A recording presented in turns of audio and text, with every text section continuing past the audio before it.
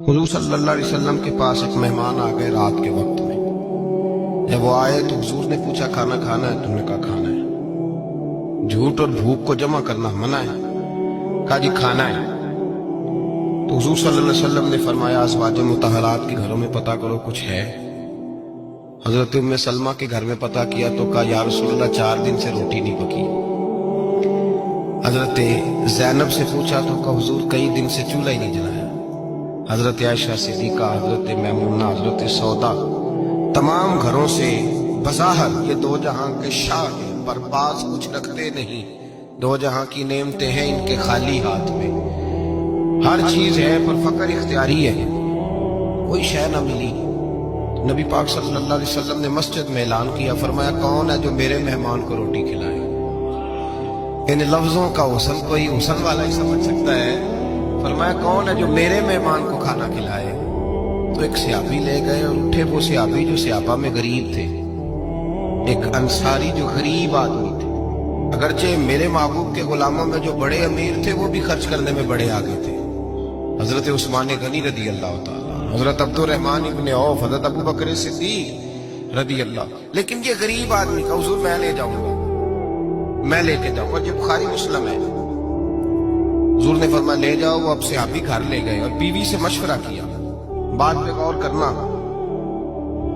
ہر چیز کی بھوک دیکھی جا سکتی ہے، بچوں کی نہیں دیکھی جا سکتی۔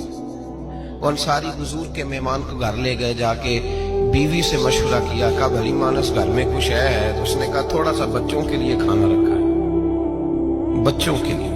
بچے تو بزدل کر دیتے ہیں، بچے تو آدمی کو بزدل کر دیتے ہیں، بچے تو مار دیتے ہیں، کلیجہ پھٹ جاتا ہے بچہ بھوکا ہو، نیند نہیں آتی۔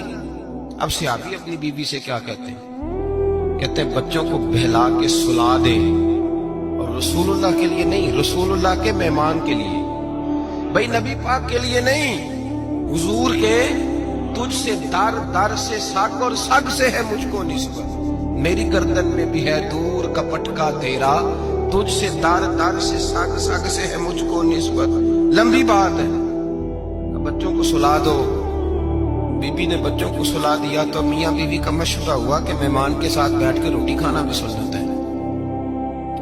تو اب مہمان کے ساتھ بیٹھ کے کھانا بھی ہے تو کھانا ہے ایک دو آدمی کا۔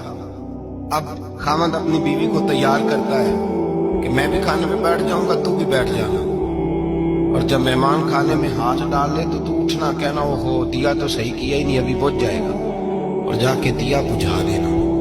ہم ہاتھ ہلاتے رہیں گے، مہمان روٹی کھاتا رہے گا۔ اور یار اس درد کو، اس کیف کو سمجھو، گھر میں بچے بھی بھوکے، بچوں کی ماں بھی بھوکی، بچوں کا باپ بھی بھوکا، دسترخوان پہ روٹی لگ گئی، روٹیاں چون ڈالی، بی بی اٹھی کہنے لگی او ہو چراغ تو صحیح کیا ہی نہیں، یہ تو بجھ جائے گا۔ حوصلے مند بی بی جس نے بچے بھوکے سلا دیے، وہ بھوکے سوئے ہوئے بچوں کی بھوکی اماں اٹھی اور اپنے خامند کی تابے داری میں اٹھی، میں گڈی تے ہاتھ ڈور سجن دے، وہ جنج رکھے کونج رہن ہے، اٹھی اور اس نے نہ دیا ٹھیک کرنے کے بہانے بجھا دیا۔ مہمان روٹی کھاتا رہا اور رسول اللہ کے نوکر قربانی دیتے رہے۔ وہ روٹی کھا کے سیر ہو کے بستر بچھایا تو سو گیا۔ یہ میاں بیوی ساری رات بچوں کی طرف دیکھتے رہے اور غور کرتے رہے اور راضی رہے کہ ہم نے حضور کا فریضہ نبھایا ہے۔ قربان جاؤں محبوب پہ، بے خبر ہو جو غلاموں سے، وہ آقا کیا ہے۔ وہ صحابہ وہ اگر قربانیاں دیتے تھے تو جو اعزاز ملتا تھا وہ بھی بڑا شان والا ہے۔ صحابی کہتے ہیں میں فجر کی نماز پڑھنے مسجد آیا، پہلا قدم رکھا تو میرے کریم بولے، حضور نے فرمایا رات جو تو نے اور تیری بیوی نے عمل کیا ہے خدا کو بھی بڑا پسند آیا ہے، محمد مصطفیٰ کو بھی بڑا پسند ہے۔ اور پھر ایک لفظ اور ہے حدیث میں، ایک روایت میں کچھ جملے اور بھی ہیں۔ حضور نے فرمایا جب تو اور تیری بیوی رات مہمان کے ساتھ احسان کر رہے تھے نا تو عرش کا مالک تمہیں مسکرا مسکرا کے دیکھ رہا تھا، رب تمہیں دیکھ کے مسکرا رہا تھا، رب تمہیں دیکھ کے مسکرا۔ تر دامنی پہ شیخ ہماری نہ جائیے، ہم دامن نہ چھوڑ دیں تو فرشتے وضو کریں، پر میں وہ مسکرا رہا تھا کہ میرے بندے میرے رسول کی رضا کے لیے کیا کر رہے ہیں۔ نبی کرنے لگا ہوں جسے دیکھ کے